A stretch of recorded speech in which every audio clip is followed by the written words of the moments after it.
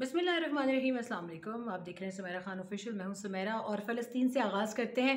पाकिस्तान की गज़ा के लिए 20 टन इमदादी सामान की चौथी खेप जो रवाना हुई थी वो उर्दन पहुंच गई है। फ़लस्तीनी बहन भाइयों की मदद के लिए पाकिस्तान की जानिब से इमदादी सामान की फ़राहमी का सिलसिला जारी है। इसकी तफसील कुछ आपको बताएं। इमदादी सामान की चौथी खेप पाक फ़ज़ाइया के खुसूसी परवाज़ के ज़रिए नूर खान एयरबेस से रवाना की गई थी। चौथी इमदाद की खेप तकरीबन 20 टन ज़रूरी अशिया पर मुश्तमिल है, जिसमें गज़ा में ज़मीनी ज़रूरियात के मुताबिक सर्जिकल यानी तिबी सामान, खुश्क खाने की अशिया के अलावा हिफ़्ज़ान सेहत की किट्स मौजूद हैं। ख़वातीन और बच्चों की ज़रूरियात को मद्देनज़र रखते हुए कोशिश की जा रही है कि ज़्यादा से ज़्यादा सामान उनकी ज़रूरियात के लिए मैसर हो। खुसूसी परवाज़ इमदादी सामान लेकर उर्दन पहुंची है और उर्दन में तैनात पाकिस्तानी सफ़ीर इमदादी सामान जो है उन्होंने वसूल किया। सामान वसूली के बाद तकसीम के लिए गज़ा रवाना किया जाएगा। ऑल्दो कि काफ़ी प्रॉब्लम्स हैं उसके ऊपर भी बात करते हैं। निगरान वज़ीर ख़ारजा जलील अब्बास जिलानी ने रवाना किया था ये सामान। पाकिस्तान में फ़लस्तीन के सफ़ीर अहमद रबी NDA में वज़ारत ख़ारजा और मुसल्लह अफ़वाज के सीनियर अफसरान ने नूर खान एयरबेस पर रवानगी की तकरीब में शिरकत की थी। और इसके अलावा आपको ये बताएं कि निगरान वज़ीर ख़ारजा जो है उनके कमेंट्स के मुताबिक इस वक्त इसराइल में बदतरीन जो इसराइली मज़ालिम है उसका सिलसिला जारी है। और सिर्फ यहीं पर बस नहीं है, बल्कि एक तो वहाँ पे जो स्ट्राइक्स हैं वो बेतहाशा बच्चों के ऊपर ख़वातीन की शहादतें उसमें बहुत ज़्यादा आ रही हैं। एक मोहतात अंदाजे के मुताबिक अब तक तकरीबन 24,000 के करीब फ़लस्तीनी शहीद हो चुके हैं। ऑल्दो कि इस वक्त जो रेशो है इसराइलीज़ टू पैलेस्टीनियंस वो इस वक्त 3 to 5 है डेली बेसिस पे, यानी 3 इसराइली जो है वो मारे जा रहे हैं और 5 फ़लस्तीनी इन आरो शहीद हो रहे हैं। मगर फ़लस्तीनियों की तादाद इस अंदाजे से ज़्यादा है जो कि वहाँ पे शहीद हो रहे हैं। यहाँ पे वज़ारत ख़ारजा के हवाले से वज़ीर ख़ारजा ने फ़लस्तीनी अवाम की भरपूर हिमायत का इज़हार किया है। जो उनके कमेंट्स हमारे पास आए थ्रू मीडिया रिलीज़, उसके मुताबिक उन्होंने कहा कि शहरियों बिलख़ुसूस ख़वातीन और बच्चों के ख़िलाफ़ इसराइल की जानिब से गैर मुनासिब और अंधाधुंध ताकत के इस्तेमाल की हम मज़म्मत करते हैं। वज़ीर ख़ारजा ने जनूबी अफ्रीका की जानिब से फ़लस्तीनी अवाम की नस्ल कुशी के केस की इंटरनेशनल कोर्ट ऑफ जस्टिस से मुकम्मल हिमायत का इयादा भी किया।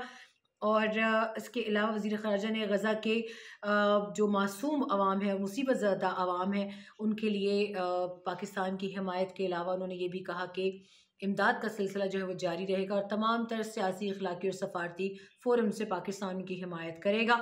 अब तक तकरीबन 220 टन इमदादी सामान रवाना किया जा चुका है और उन्होंने कहा पाकिस्तान मुश्किल की इस घड़ी में फ़लस्तीनी भाई बहनों के साथ खड़ा है और उनकी हिमायत जारी रखेगा।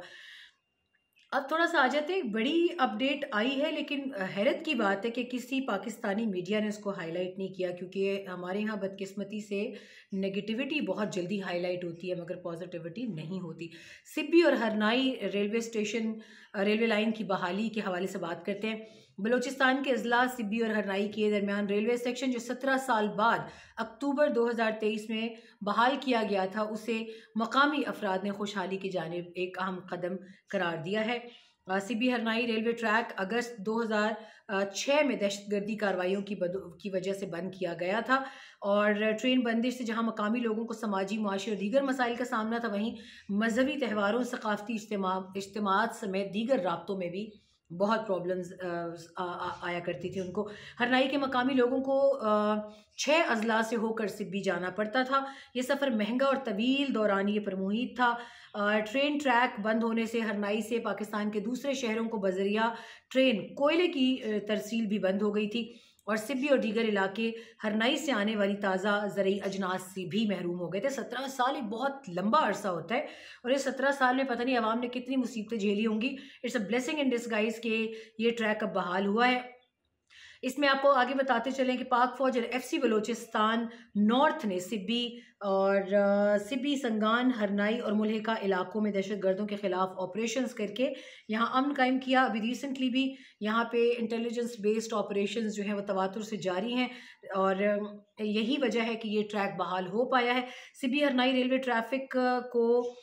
सिब्बी हरनाई रेलवे ट्रैक को वक्तन फ़वक्तन दोबारा बहाल करने की कोशिशें की जाती रही हैं, मगर तामीर को हकीकी रफ्तार 2023 में मिली है और उसकी वजह यही थी कि एक अक्रॉस द बोर्ड टेररिस्ट के खिलाफ एक ऑपरेशन किया गया और उसके बाद मुमकिन हुआ कि इस ट्रैक को खोला जाए।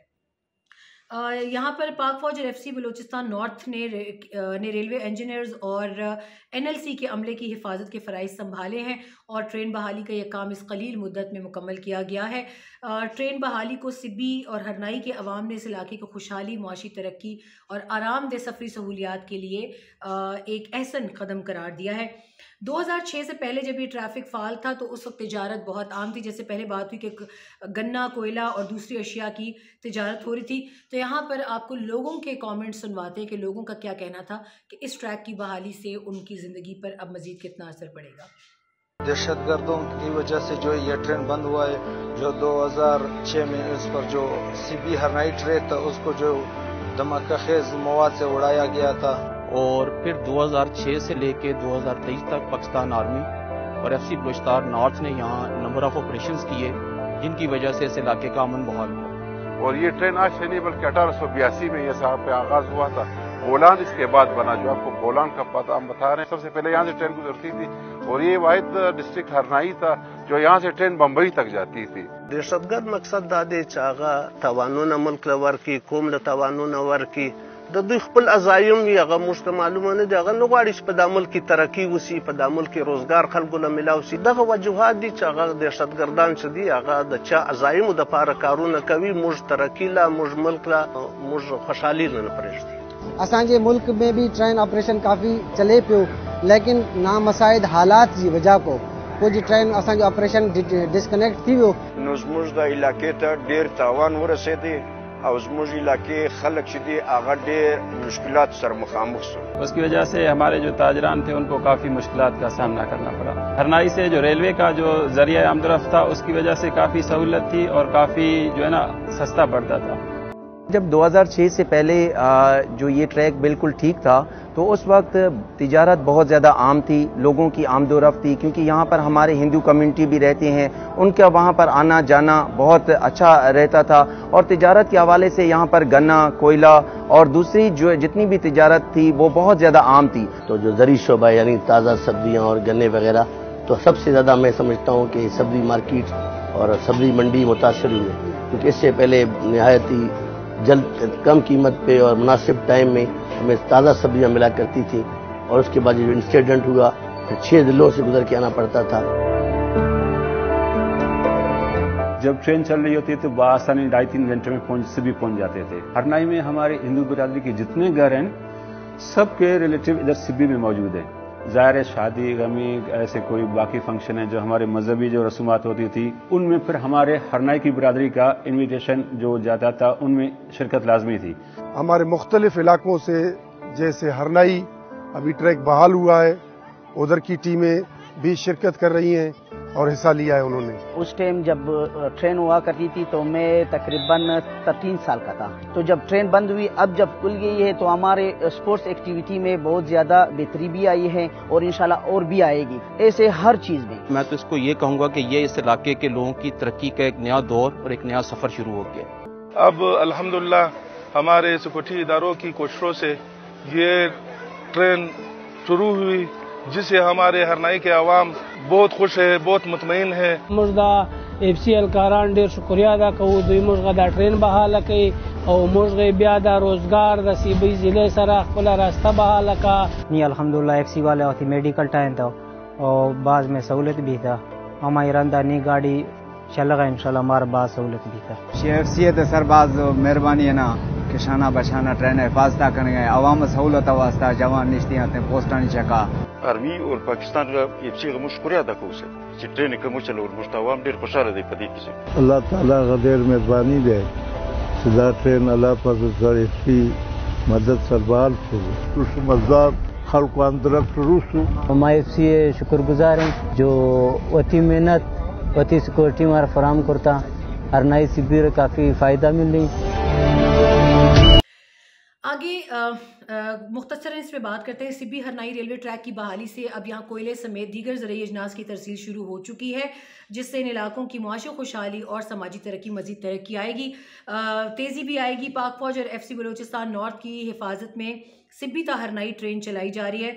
लोगों को एक आरामदेह, सस्ता और महफूज सफ़र फराहम किया जा रहा है और उम्मीद है कि इस ट्रैक को दोबारा डिसरप्ट नहीं किया जाएगा, क्योंकि आम आवाम की उम्मीदें हैं इससे कि उनकी आम जिंदगी जो है वो इससे मुतासिर ना हो अगर दोबारा इसके ऊपर किसी किस्म के अटैक्स किए जाते हैं। लेकिन उम्मीद है कि FC जो है, FC नॉर्थ, उनकी कोशिशें रंग लाएंगी और अगर उनकी हिफाजत में यह है तो उम्मीद है कि लोगों को कोई नुकसान का अंदेशा नहीं होगा।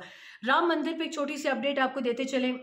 राम मंदिर के इफ्तिताह पर बड़े हिंदू मजहबी पेशवाओं ने बाइकॉट का ऐलान कर दिया है। बाबरी मस्जिद पर मुतनाज़ राम मंदिर के इफ्तिताह पर मोदी की हठधर्मी उन्होंने इसको करार दिया है। राम मंदिर की इफ्तिताही तकरीब के हवाले से हिंदू पेशवाओं ने लाताल्लुकी का इजहार किया है कि इफ्तिताह को 4 नामवर हिंदू पेशवाओं ने भी गलत इक़दाम करार देते हुए तकरीब से बाइकॉट का ऐलान किया। भारत में आने वाले इंतखाबात में कामयाबी के लिए मोदी सरकार ने मुसलमानों के जज्बात को मजरूह किया है, ये कहना है हिंदू रहनुमाओं का, और वो कहते हैं कि हम बाइकॉट का ऐलान करते हैं। मोदी और बीजेपी बाबरी मस्जिद को शहीद करने और इसकी जगह राम मंदिर तामीर करने की मुहिम में शरीक थे। बाबरी मस्जिद को हिंदू इंतहा पसंदों ने 1992 में शहीद किया था। 22 जनवरी मोदी अयोध्या में मुतनाज़ा राम मंदिर का इफ्तिताह करेंगे और एक नामुकम्मल मंदिर का इफ्तिताह इंतखाबी मुहिम की एक चाल है, ये कांग्रेस का कहना है। और इसके बाद भी कांग्रेस के बड़े बोल्ड स्टेटमेंट्स आ रहे हैं। कांग्रेस के मेंबरान के मुताबिक बीजेपी सियासत में मज़हब को घसीट रही है। सियासतदान और मजहबी रहनुमा तकसीम हैं, लेकिन फिर भी सियासतदान सारे मजहबी फ़राइज़ अंजाम दे रहे हैं। कम्युनिस्ट पार्टी ऑफ इंडिया का ये कहना है। कांग्रेस के मेंबरान के मुताबिक बीजेपी सियासत में मज़हब को जो घसीट रही है, इसका रिज़ल्ट अच्छा नहीं आएगा। मुख्तलिफ दुकानदारों और शॉपिंग मॉल्स को धमकी दी गई है कि राम मंदिर के इफ्तिताह के बैनर्स लगाए जाएं। कांग्रेस का हाई प्रोफाइल तकरीब में शिरकत ना करना आम इंतखाबात से कबल एक अहम फ्लैश पॉइंट है, ये भारतीय तज्जिया निगारों का कहना है। बीजेपी ने मजम्मत करते हुए अपनी ही मुल्क की पार्टी को रामायण का रावण करार दे दिया। भारतीय मीडिया का ये कहना है। इंतखाबात से कबल अयोध्या में राम मंदिर का इफ्तिताह बीजेपी की जहालत है, ममता बनर्जी ने ये कहा है। ममता बनर्जी एक बहुत प्रोमिनेंट शख्सियत है भारतीय सियासत की। राम मंदिर का इफ्तिताह मोदी के गासिबाना तसल्लुत की वाज़ेह मिसाल है। और इसके अलावा भी बहुत सारे स्टेटमेंट्स हैं, मगर हमारे पास शायद वक्त कम होगा और कुछ मनाजिर आपको वो भी दिखाए जाएँ कि उर्दन में जो पाकिस्तान की भेजी हुई इमदाद पहुँची है गज़ा और फ़लस्तीनियों के लिए। यहाँ पर व्लॉग का अख्तिताम करते हैं और मज़ीद भी तफसीलात आ रही हैं। क्विकली एक बात करते चलते हैं पाकिस्तान तहरीक इंसाफ के बल्ले के निशान पर। तो वो लोग जो इस वक्त ये मुसलसल बात कर रहे हैं कि बल्ले का निशान पाकिस्तान तहरीक इंसाफ से ले लिया, फिर उन्होंने बल्लेबाज का निशान भी पाकिस्तान तहरीक इंसाफ नज़रियाती, शायद ये नाम है, उनकी बात की जा रही है। मुझे सिर्फ इतना यहाँ पर जानना है कि अक्रॉस द बोर्ड तमाम पार्टीज़, अगर यहाँ पर सुप्रीम कोर्ट ने आज ये एक्शन अगर लिया है तो उनको ये भी याद रखना चाहिए कि कल कला को ये सारी पार्टीज़ पर लागू होगा, ये किसी एक पार्टी के ऊपर बाइंडिंग नहीं है। तहरीक इंसाफ की बात है तो मुझे ये लगता है कि वो इस वक्त अपनी पार्टी का हर किस्म का गोबर हलवा बनाकर पेश करने की मुहिम पर है। उनको ये भूल चुका है कि ख़ुद उनके पार्टी लीडर का कहना था कि मैं डेमोक्रेसी पे बिलीव करता हूँ। तो डेमोक्रेसी उनकी पार्टी में, चीफ जस्टिस का भी गालिबन यही सवाल था कि आपकी अपनी पार्टी में डेमोक्रेसी नज़र नहीं आ रही तो आप मुल्क में क्या लेकर आएंगे। उसूलन बैरिस्टर गौहर को चाहिए था कि फौरी तौर पर वो एक वाइट वॉश स्टेटमेंट देते कि अगर मेरे मुंतखब होने पर एतराज़ात हैं तो दोबारा करवा लेते, आप वक्त दे दीजिए। लेकिन जिस तरीके की भटधर्मी इस सोशल मीडिया पर दिखाई जा रही है तहरीक इंसाफ की जानिब से कि नहीं बल्ले के अलावा इंतखाबात नहीं उनके शायद मुतासर हो जाएंगे, यहाँ पर उनको फिर ये याद रखना चाहिए कि वो ख़ुद ये अभी तक वो कर रहे थे, एक दावा कर रहे थे कि अगर उनको एक दिन भी दिया जाए नए इंतखाबी निशान के अलॉटमेंट के लिए तो वो उस पर भी इलेक्शंस जीत जाएंगे। मेरा ख्याल है कि जितना तहरीक इंसाफ को उसके अपने फॉलोअर्स के इन बड़े बड़े दावों ने नुकसान पहुंचाया है, आप लोग ज़िद में ले आते हैं इदारों को। आप लोग इतनी इंसल्टिंग किस्म की आपकी बिहेवियर होती है कि आप लोग ज़िद पर ले आते हैं और ज़िद पर लाने के बाद अगर आपके अगेंस्ट फैसला फेयर ग्राउंड्स पर भी आया है तो आपका रोना धोना बंद नहीं होता। This is something that is creating issues for you guys right now. इसके ऊपर तफसील में बात करेंगे दोबारा, और फ़िलहाल आपके लिए आज इतना ही और मिलते हैं दूसरे व्लॉग में। कोशिश करेंगे कि PTI के बल्ले के अलावा आने वाले इलेक्शंस पर इस वक्त ग्राउंड पल्स क्या है उस पर भी बात की जाए। अपना बहुत ख्याल रखिएगा। और जिन लोगों ने तावीज़ के ऊपर बहुत सारे सवाल किए थे, मैंने उनके कमेंट्स रिमूव कर दिए हैं। फॉर गॉड से कितनी इतनी चीज़ों को नोटिस ना किया करें। ये नज़र का तावीज़ है और इसमें कोई जादू टोना नहीं है, हम जादू टोने पर बिलीव नहीं करते। तो कॉमन क्वेश्चन, कोई रीज़नेबल क्वेश्चन किया करें, बाकी चीज़ें छोड़ दिया करें। थैंक यू सो मच, अपना बहुत ख्याल रखिएगा। इंशाल्लाह दोबारा आपसे मुलाकात होगी।